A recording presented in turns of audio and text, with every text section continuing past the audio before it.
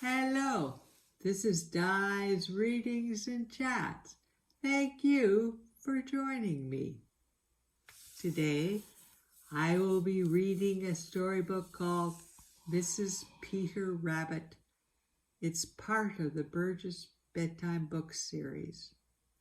It's about the adventures of Mr. and Mrs. Peter Rabbit and their friends in the old briar patch meadow. The series was originally published in 1919. There are 170 books written by Thornton W. Burgess. Peter finds tracks. Every day is different from every other day, and always there is something new to see along the way. Peter Rabbit had sat still just as long as he could. He was stiff and lame and sore from the wounds made by Hooty the Owl, but his curiosity wouldn't let him sit still a minute longer. He just had to explore the old pasture. So with many a wry face and many an ouch, he limped out from the shadow of the friendly old bramble bush and started out to see what the old pasture was like. Now, Hooty the Owl had taught Peter wisdom. With his torn clothes and his aches and smarts, he couldn't very well forget to be careful. First, he made sure that there was no danger near, and this time he took pains to look all around in the sky as well as on the ground. Then he limped out to the very patch of sweet clover where Hooty the Owl had so nearly caught him the night before. "A good breakfast," said Peter, "will make a new rabbit of me."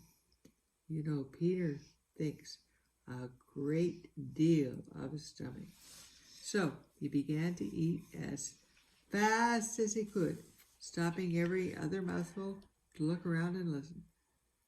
"I know it's a bad habit to eat fast," he said, "but it's a whole lot worse to have an empty stomach." So he ate and ate and ate as fast as he could make his little jaws go, which is very fast indeed.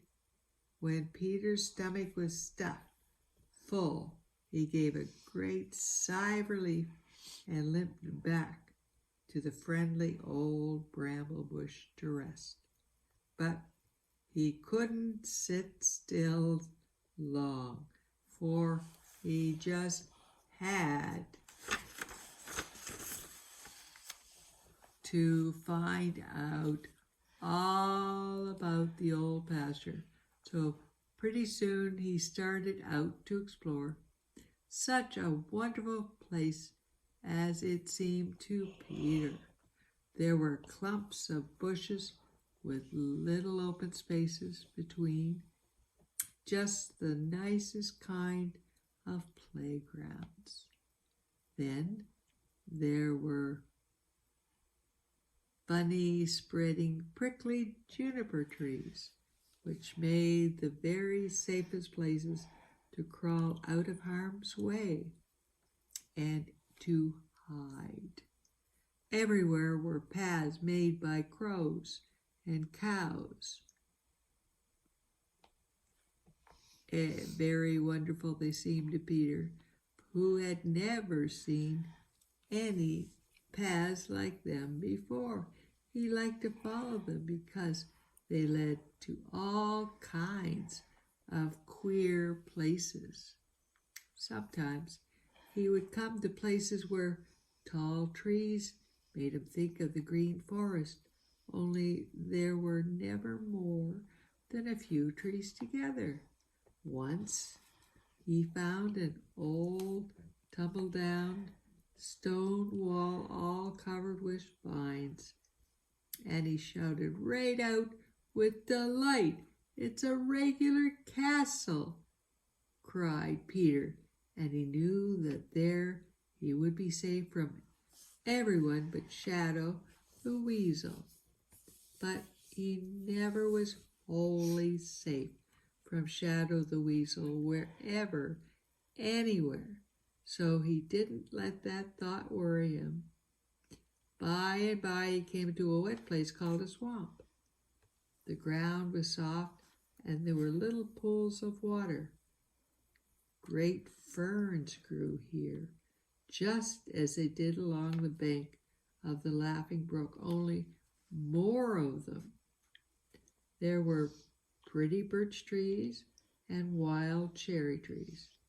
It was still and dark, and birch trees, and oh so peaceful. Peter liked that place and sat down under a big fern to rest. He didn't hear a sound excepting the beautiful silvery voice of Veery the thrush.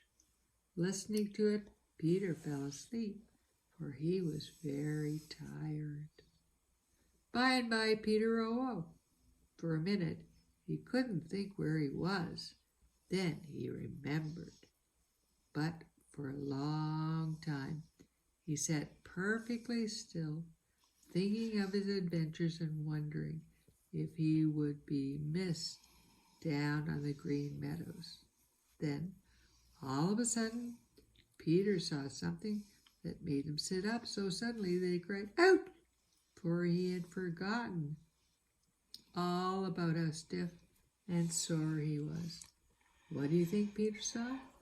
Tracks. Yes, sir, he saw tracks, rabbit tracks in the soft mud, and Peter knew that he hadn't made them. And that ends the story of Peter Finds Tracks. Before I say goodbye to you, I would like to sing you the Barney Dinosaur song. I love you, you love me, we're one happy family, with a great big hug and a kiss from me to you. Won't you say you love me too? So, until we chat again, take care and God bless you and our world.